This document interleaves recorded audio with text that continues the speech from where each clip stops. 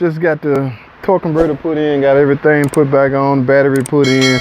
As you know, from there you simply fill it up with fluid, let it run, verify the fluid level. But I want to go over a couple things with you, man. You can't just put parts on these electronic transmission anymore, fill it up and just drive off. There's a couple of electrical things you need to do as far as even this torque converter. I can't just put this torque converter in and take off and run it.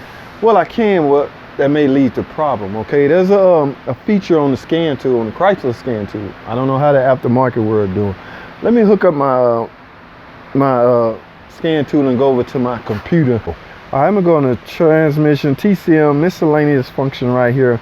All right, now these three things right here. Okay, we need to clear the learn variable line pressure counters. We need to quick learn it, and we need to restart the torque converter break-in period. All right, those are very important, especially like on this one right here, the clear learn variable line pressure counters.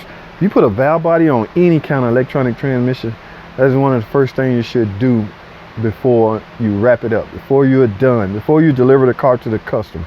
All right, so let's get that out the way.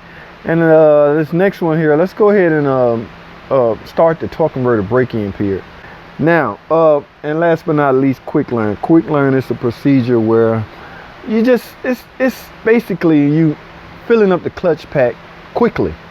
Okay, now that can be accomplished simply by driving around, going through all the gear ranges. You can do that, but that's why they call it quick learn. This procedure would do it quickly. Just say you did a transmission service, or you do any kind of transmission work, you should definitely do a quick learn on the transmission. If your scan tool don't have that capability, you need a new scan tool. Thanks for watching. Comment, subscribe, and I'll see y'all on the next video.